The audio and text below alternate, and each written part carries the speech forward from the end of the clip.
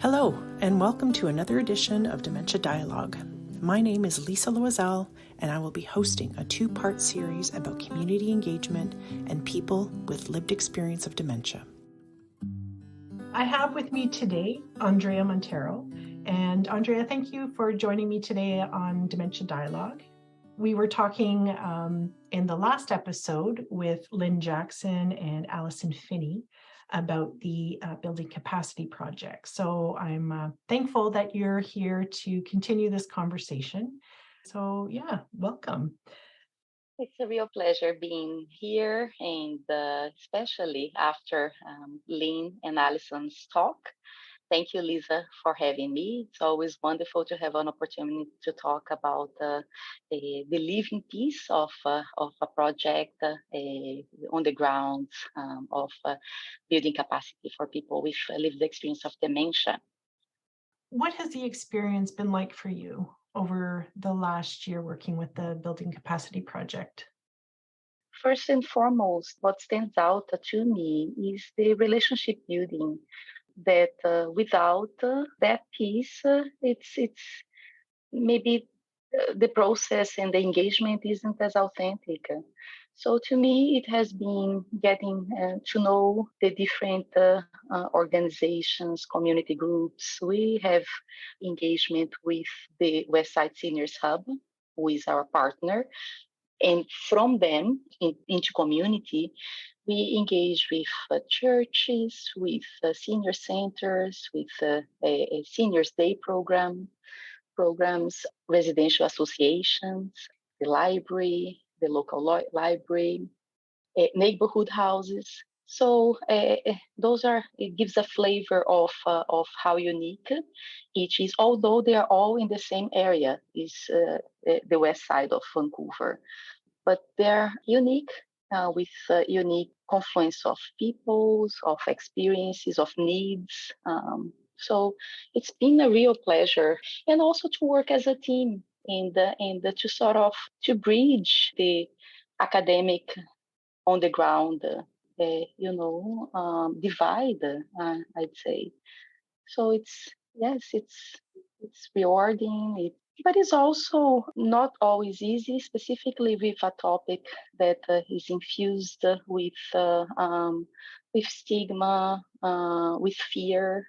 So I think that I like to see myself and our team as a group that holds the space for whatever is needed. Really, it's not coming with an agenda, but holding the space for folks to have the conversations that they wish and that they need. Mm-hmm. And I think that's really important because when you talk about the stigma surrounding dementia itself, it really does make people shy away from those conversations. And so to have that bridge, you and Lynn, specifically, we're talking to Lynn last week, having that bridge to open the door to that conversation and allow people to have a better idea or to have that conversation about the experience of somebody living with dementia, or learning from how can you engage somebody living with dementia in your program. It's a really important step just to build those bridges, because a lot of people won't just reach out and say, hey, you kind of have to build that bridge for people to to meet in the middle. So how did you get started in the work that you do, and specifically with this project? Yes, I was lucky enough that I didn't start the project. When I entered, there was a fertile ground, I would say, that had happened during the pandemic. Communities had, through the Westside Seniors Hub, as Allison has brought to us, the genesis of the Building Capacity Project. So by the time I came, I think that we identified that folks were actually folks on those organizations, meaning the service providers, the groups at the organization, not people who are served by those organizations, but the organizations, folks in the organizations themselves were really ready to have sort of the talk, the conversation. I remember in the beginning of the year, we were at a conference, a summit, and one of the community members were there and asked one of the action members, how do we talk about dementia at our organizations?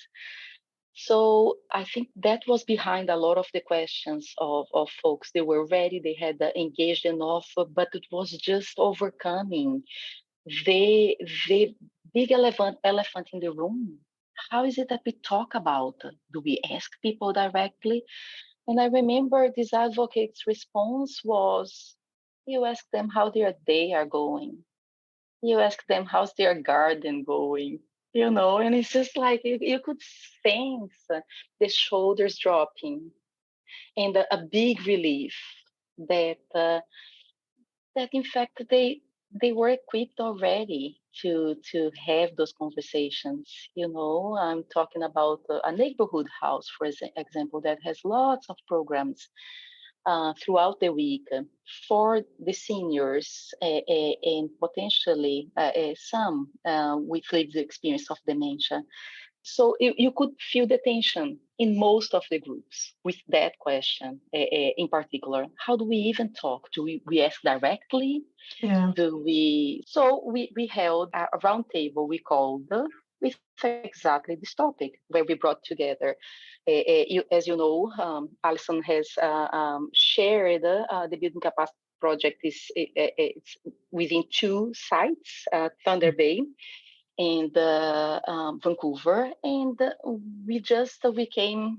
Still at that time, it was virtually. We came together and sat with that question, and using the flipping stigma toolkit that was also discussed in previously, using that as a point of dialogue.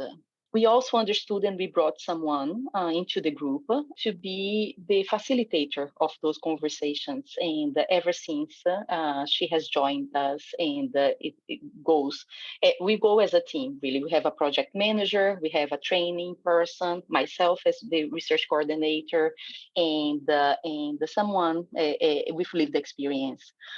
That day, I think a lot of them first were able to see themselves reflected on each other with the questions that came up. It's not only us that are afraid of talking. Wow, this other group as well.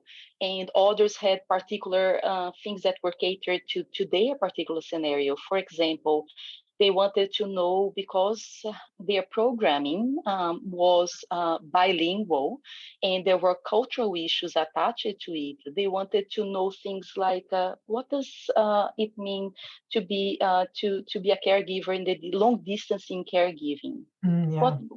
What is that? Because that's the experience that our community members are having.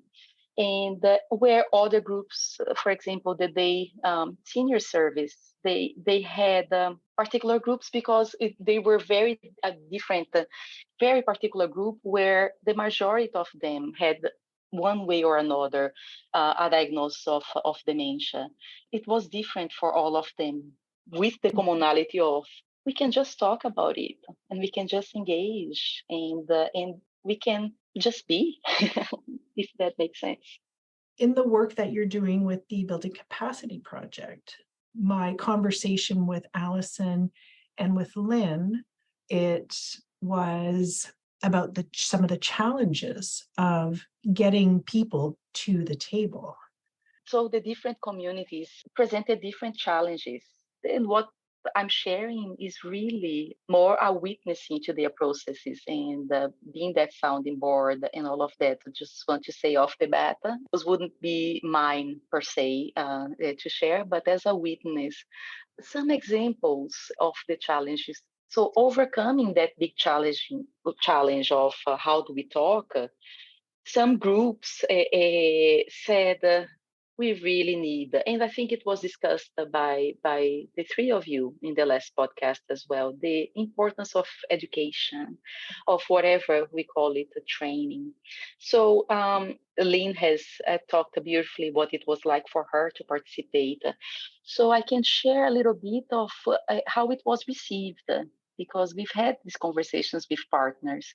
And the seniors day program, for example, where more than, I'd say, 90% of the folks who attend their program have some form of dementia and in an advanced state. What stood out for them, for that group, was seeing Lynn and remembering that their clients also had lives, what that life could be like. There was a sense of what is it that we don't know, and yet we are here every day about these people's lives. That conversation, looking at the Flipping Stigma toolkit, the clips that comes in that, having Lynn there generously sharing of her life and experience, just reminded many staff members that that's the other side of a coin, that is reality for each individual that attends their program. And I just marveled at that. This is not a small thing to realize. Yeah. This potentially shifts your relationship to someone, or the way you engage as a nurse. That drew me back to taking students to extended care facilities, for example, where it seems that we get a one picture only of that time of life, or of whichever diagnosis we are talking about. And that goes to explain also what was said so much about stigma. When we talk about dementia, what is the picture that comes to mind? So for that particular group, I just stood back and admire the multitude.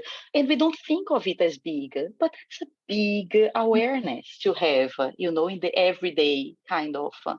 That shifts practitioners' perspectives of what they are missing out by the everyday tasks and the automatized way that we go about. I know that in nursing that is the case. The amount of things that constrains a nurse's ability, as in time, in things to do, in pandemic, and you add and add, to have that piece that is so rewarding, as we were talking about. The other example is the neighborhood house, our local neighborhood house. The movement there that I witnessed. First of all, I will go back just a little bit to say, to add to the challenges that were presented by Alison and by Lynn, to add staff turnover during the pandemic. Right. I don't think that was mentioned, and I'd like to highlight that, because with in a few partners experienced that, and that's a real setback for anybody, because that staff that leaves relationships, leaves context, leaves the history of the project, and the things that and it's basically, it sets people to start all over again. Right. For all sorts of different reasons, that kind of trajectory is missed. So that's another point that I'd say, that us as a team, we could provide the historical context to say, this is your group is already familiar with this and that, and you have these relationships with other members of the community. Just as a reminder, if that wasn't picked up by that transition, so that was a big thing to mention. And then going back to that process that we are talking about, of after that sort of event of, okay, we can talk about it. Some groups felt the need of knowing a little bit more, that the material that they had engaged with, that were provided 2 years prior, happened so far away that they sort of thought, so this neighborhood house had the entire staff one day after the day center was closed. So from from the daycare to better at home programs to seniors programming for the neighborhood house, everybody, including the ED and the volunteer coordinator, the front desk. So imagine, this is what an opportunity, and so we had, and Lynn was also part of it. We had Anya, who is training, is in that training capacity, facilitate our day, using again the flipping stigma, took it as a point of conversation. You could see how important, we broke down into different tables, and we had questions to prompt, or to kind of place in people's frameworks to give time. It's not just it's a real applied experience. And I remember being at the table with Lynn, actually, and we all had the opportunity to share what engagement with the topic of dementia did we have. Were they personal? Were they professional? So it started from that place. And from there was such a rich discussion, because these were all people who worked at the same institution or organization, and things that they didn't know about each other, things that were intergenerational, that they could see, having those conversations afterwards, between those who work in the child. How could you could just see the wheels turning of, how can we continue the conversation that we started today on a practical level, within them. And for that group, I know that they tried very hard, actually, to create a focus group of people with lived experience, to inform them their programming. And I could really feel what Lynn was talking about, what Alison was talking about the difficulties of, okay, we are ready, to be informed by folks with lived experience. Now, how do we do that? And they've promoted in different ways, that I have to mention as well that they have an intern that I think that has really contributed to some conversations there. This woman is from the Netherlands, and when we first, and is there in a student experience, but when she first heard the issues like stigma around dementia, she just really couldn't get her head around it. She said, why would that be a stigma? From her experiences growing up, this is part of the conversation since she was a child. And that was so helpful, because it was very much someone who wasn't afraid of not knowing how to talk about it. And there was a lovely addition to that team, I think. So back to the trying to recruit participants to inform their programming. They tried the flyers, posters in the neighborhood, online, sort of lots of different ways to hear and to recruit folks, to inform them, to participate, to sit at the table. And it has proved a very difficult. So where they are at now is that those who, for some reason, didn't make, they had different, a care partner here, someone who had worked there, or someone with lived experience, who no longer feels that they are at a place to mobilize or to contribute. They are now going to people's homes to have those conversations instead of waiting for them to come. So this is just one alternative, and hopefully it will bear fruits, of sitting with it for enough time to to give it time to flourish, the seeds that has been planted, and it's really, it's a slow process, and it has different fluidity and time to mature in each of the it's not a unified, I could never talk about it as a witness, as one whole process, but a very fluid, overcoming what comes. Lynn spoke about, which I loved, about the piece of caregivers, care partners readiness or the importance of care partners in their relationship to supporting folks with lived experience to participate. I will add to that champions at those organizations. They are essential for the continuity of this growing dialogue and being ready for the growing piece to go back to level to zero again. It's really not a linear trajectory. It comes with lots of setbacks and difficulties and life happening for everybody. I would like to add that I think that these groups are going to continue having the conversations that they need to continue to have, and the growth and the understanding that each of them in their own way need to have. And another thing that I haven't mentioned is that there is great communication around this topic amongst themselves. That three of these partners, for example, had projects together around a community garden or different park projects. The Community Residents Association, the Senior Center, and the Neighborhood House actually exchanged quite a bit. And also, they exchanged one event of using the bus that sparked outside the Seniors Day program.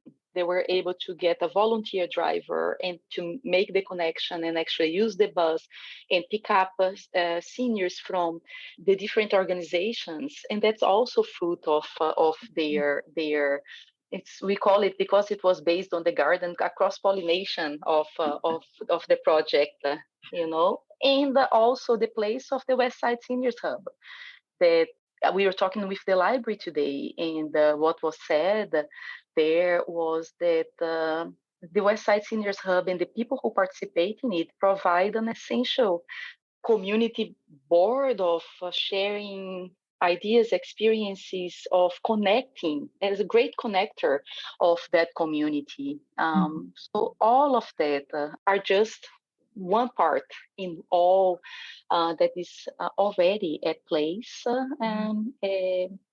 at the community.